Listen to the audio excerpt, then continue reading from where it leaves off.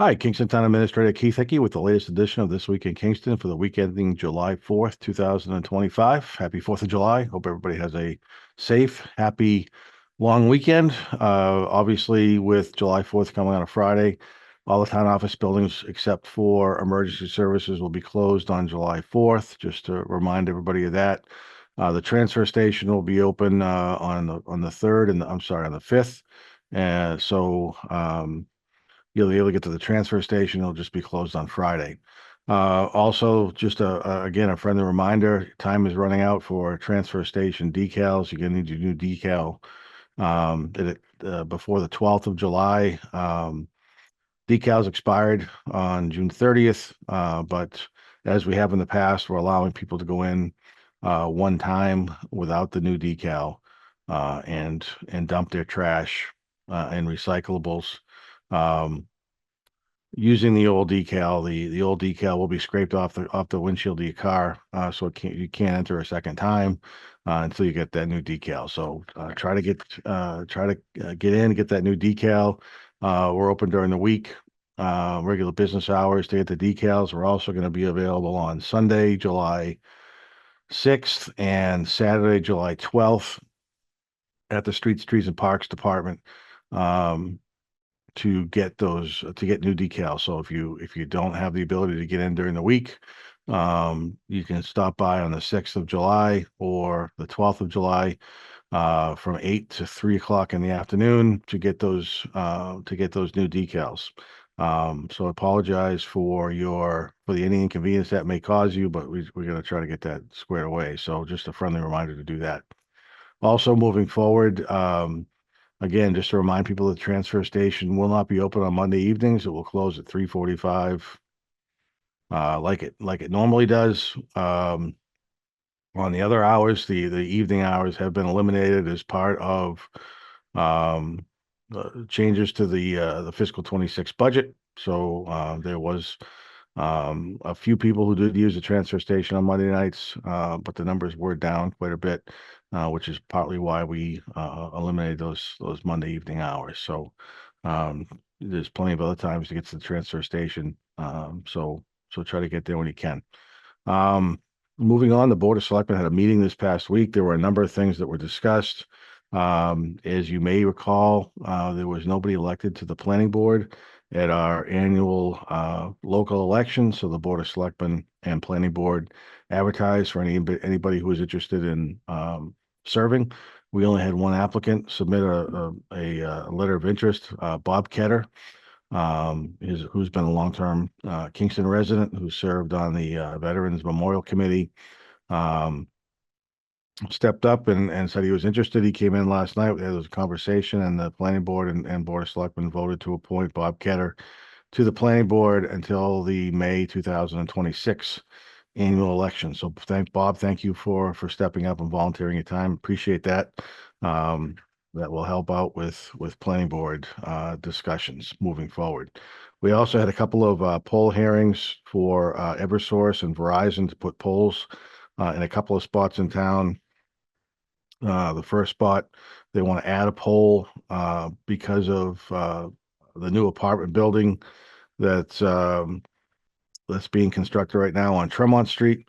This new pole will provide obviously electrical services for that new apartment building. So the Board of Selectmen approved the new pole on Tremont Street last night for that apartment building. Um, and we also had a request for a new pole on Gallon Road. Um, that was also approved by the board last night as well, for telecommunications and intelligence or internet. So that was also approved. So people should see those polls going up sometime in the near future. We had a continuation of a dog hearing that was held back in early May. We had a dog that um, didn't attack, but approached a resident, a neighbor who was concerned about how he was approached. Since May, the owners have installed enclosure. The dogs have been altered. And for the reason the board continued the public hearing for 3 weeks, or the hearing for 3 weeks, was to allow the owners to show that they were going to be responsible pet owners. They've done that. There's been no other issues. So last night the board voted to take no further action on on the dogs and enclose the dangerous dog hearing, which was great news. We also had our town planner, Valerie Massard, come in, who applied for and the town of Kingston was awarded a $60,000 grant to update our ADA transition plan for the town of Kingston for all town buildings. Um, so that plan is nearly done. There's a reporting requirement. Valerie came in last night, presented the draft document to the Board of Selectmen that identifies all the different town properties that we have and any ADA concerns that the company that we hired could identify. What that allows us to do is apply for state and federal grant monies to address the ADA concerns that were raised and make the improvements to the town properties to make them more ADA compliant. I think it's important to note, and it was raised last night by a selectman, that just because we have something on paper now doesn't make the town more responsible for addressing those ADA deficiencies if there is one. By using taxpayer money.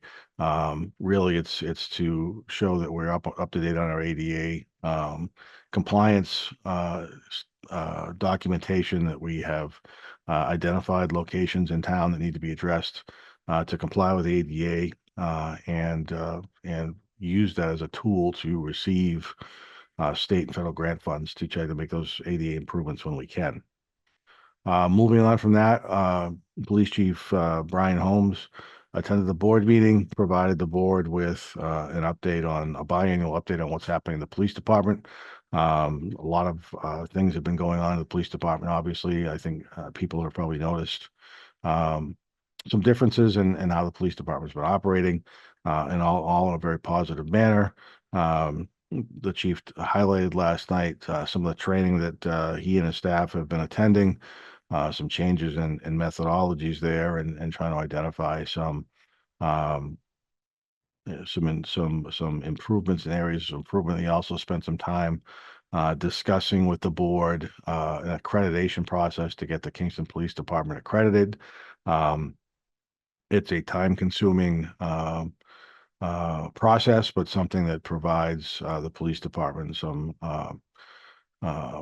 the credentials, I guess, that they're doing, following all the required best practices for police departments. So it's something that's happening and it's becoming more and more prevalent in the region. Something that I know Chief Holmes is interested in pursuing, and the board seems to be interested in working with the police department to make that happen. Um, we also had the fire chief, his annual evaluation was reviewed by the Board of Selectmen, and they accepted and adopted that last night. We had a couple of common victual licenses that were approved last night. Um, the other item that was worth noting with regards to the police department, the Chief Holmes came in and asked the um, Board of Selectmen to support applying for a comfort dog for the police department. It's becoming, again, more and more prevalent across the country, certainly in this region, and on the South Shore. A lot of police departments have comfort dogs now. The board was enthusiastic about Chief Holmes applying for a comfort dog. Our county attorney has been very supportive of providing comfort dogs to police departments at no initial cost. So if we're able to obtain a comfort dog, the cost of that dog would be not borne by the taxpayers of Kingston. There'd be an ongoing cost for having a police employee be the handler of that dog. But we had that with our canine dog already. So I expect the police chief to be notifying the county attorney in the near future about the board's decision on a comfort dog, and hopefully sometime in the near future we'll have some good news about being able to acquire one of those dogs. Speaking of dogs, we do have a canine dog that an ACO with the police department. Our canine Billy um, was recommended by the police chief last night to retire Billy and allow our current ACO Sergeant Lanatra to keep that dog for $1. Um, it's kind of an odd process. We had to declare Billy surplus, and the board had to authorize Sergeant Lanatra to be able to acquire that dog for $1. And we want to thank Sergeant Lanatra for all his hard work as the ACO for the number of years he was, and also Billy for being a great asset to the town of Kingston Police Department. So we've moved on from Billy, and we'll be using um, canines from the county um, and state police to provide canine support moving forward in the future as far as that goes. Next topic that was discussed was brought forward by Selectman Alcombright. He had been contacted by some people who were aware that some communities are adopting or creating a do not knock registry. And what a do not knock registry is it allows for property owners or residents to, in our case, go to the town website, sign up to not allow hawkers and peddlers to knock on their doors. So what would happen is we'll have to, as a town, bring forward a change to the hawkers and peddlers license to town meeting, either in the spring or the fall. And if that was to be approved, property owners and residents could go on the town webpage, fill out a form on the webpage that would add their name to a do not knock registry. So when a license is issued to go door to door to companies, they would also be provided a list of names and addresses that people had voluntarily signed up to not be not have their doors knocked on. So it would allow the police department, if there were complaints received by people who were on that do not knock list, that people were still knocking on their doors, trying to solicit whatever um, item they were looking to sell. Um, the police would have the ability to find them if they needed to do that. So it's something that the board wanted to move forward with. I'll be working with the police department and legal counsel to draft an amendment to our current bylaw, and the board will decide whether or not it belongs on a fall town meeting or a spring town meeting warrant. And so I assume that you'll see that sometime, certainly within the next 6 to 9 months. So keep that in mind, and we'll keep you up to date on what's going on with that as things move forward. We had about 6 or 7 line item transfers where departments may have overspent their budget by some amount of money, and we had some savings in other departments. We covered that with. It's an annual housekeeping type item. We believe that the lion's share, or probably all of the transfers, have been completed at this point. So the board approved those last night. They are also approved a couple of donations to the Council on Aging. They approved the appointment of a van driver, and also approved some additional reappointments to boards and commissions. So I want to thank all the board and commission members who have agreed to be reappointed for taking the time. And then lastly, we also appointed people to the Affordable Housing Trust and Agricultural Commission. So again, thank you so much for those individuals for getting appointed. So that was the board meeting last night. There's another board meeting on the 15th of July, where we'll be dealing with a variety of other things as well. But again, I want to wish everybody a happy 4th of July. Hope it's a safe 4th of July, and we'll talk to you again next week. Thanks for watching and have a great day.